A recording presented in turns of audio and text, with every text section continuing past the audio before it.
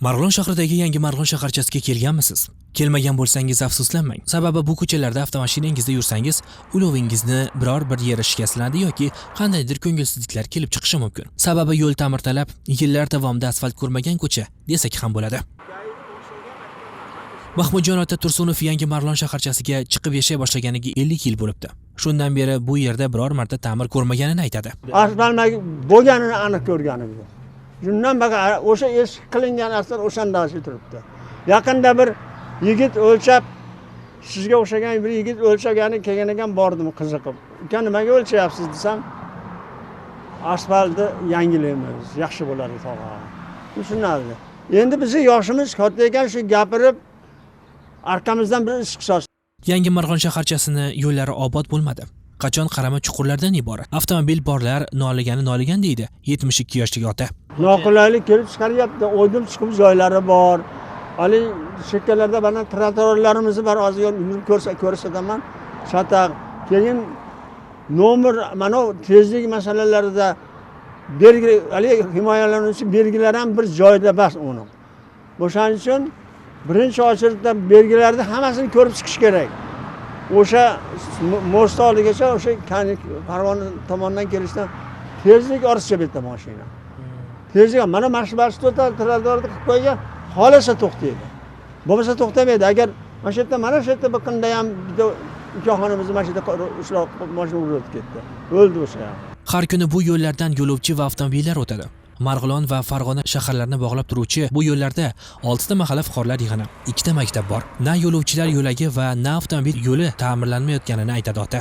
Bolalar temur agar yugurib borsa, ikki tomondan kelib qolsa qiyin bo'lyapti. O kanishka deymiz, o yerda kanishkamiz bor. Aytdan ham endi asosiy mana shom paytda mana o'z bilasiz, metodizm masjidimizga yaqin mingtasi ham ko'p bo'lishi mumkin, 870 dan har bir namozga odam kiradi. Yoshi 60 dan oshgan, boshqa. Bu yerdagi fuqarolar yo'llarni ravon bo'lishini istab, ko'p tashkilotlarga murojaat xatini yozganlar. Mas'ullar esa kelib suratga olishni biladilar xolos. Natija esa surat va oq qog'ozligicha qolib ketadi, deydi ota. Bo'layotgan deputatlarimiz ham so'roq savollar beryapmiz. Boshqalarni ham, raislarimizni ham endi hammasi kelib mablag' taqiladi. Ozmi ko'pmi shu qilaylik deyapti. Endi mana shu yo'lda eko chekkasidagi trotuarlar, katta yo'llarda ta'minlashga boshqa bo'lmasalar ham bo'lmaydi. Mana shu ko'cha bo'yida istiqomat qiluvchi Qodirjon ota Yusupovning so'zlariga qaraganda, bu ko'chalar bundan taxminan 60 yil avval mukammal ta'mirlangan. Biroq quvurlar uchun kavlangandan so'ng qayta ta'mir ko'rmadi. Mana bu yerdagi muammoni kelib chiqishi asli. Issiq suv trubasini olamiz deyishib, kovlashib, hamma joyda rasvosini chiqarishib ketishdi. Endi undan keyin yerto yamoq qilishib, yamab ketishdi. Shu mana hozir endi qatti qarasangiz, o'yindim chuqur bo'lib, ko'chada bir holat yo'q, toza avariya holatlar bo'lib qolyapti.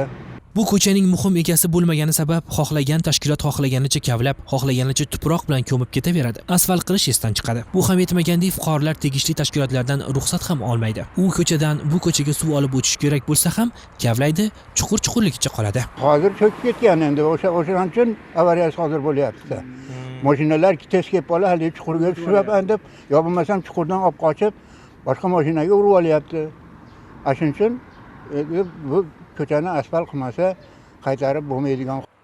Fuqarolar yo'llagan murojaatda yozganlari amalga oshmayapti. Ammo bayram arafasida mas'ullarning shijoati oshadi. Kichik chuqurlarni asfalt bilan yamab ketadilar. Bu ular uchun katta ish. Biroq oradan biroz muddat o'tib chuqurlar yana chuqurligicha qoladi. Bu yerto yamoqni yamab ketishyapti o'g'ma.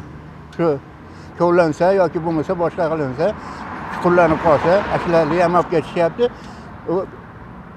6 oyga boryaptimi, 3 oyga boryaptimi, uni tag'in boshqalardan remont qilishga to'g'ri kelib qolyapti.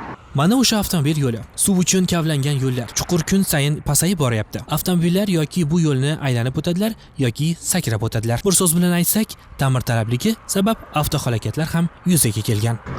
Cho'nqir ko'p. Har safar yurganimizda mashinada mana sekin 20 da o'tamiz, oxirida qo'llar to'g'irlanmaydi. Pastda ham yamab qo'yishadi, yana rasvo bo'lib ketaveradi. 5 yildan beri yashayotgan bo'lsangiz, biror marta mukammal ta'mir ko'rganmi bu asfalt? Yo'q, umuman ko'rmagan. 15 yildan beri ham ko'rgan yo'q. Men 15 yil endi yurganman, o'sha paytda endi 5-6 yildan beri har kuni 4 mahal, 5 mahal yuraman. Umuman o'g'nadi. Nima xohlaydi bevosita haydovchilar? Yo'l tekizligini xohlaydi. Asfalt yaxshi bo'lsa, hamma mashinalar yaxshi yuraveradi. Erkin yura olasizmi? Yo'q, yo'q. Hamma yo'q, yamab ketdi, hamma yo'q to'lanib. Yangi Marg'ilon shaharchasiga kirganingiz bilan shunaqa, to'g'rimi? Ha, kirganimda. 14 yildan beri haydovchilik qiladigan bo'lsangiz, necha marta mana shu yer ta'mir ko'rganmisiz? Xo'p, Mukammal ta'mir. 90-nechinchi yil ham yangi asfalt bo'lgan, xolos bor. Esimda tanibmanki, 90-nechinchi yil ham bo'lgan, shu kuni qaytib bo'lmadi, keyin turbalar, boshqa to'landi, shu bilan hamma yo'q. To'lanib ketdi.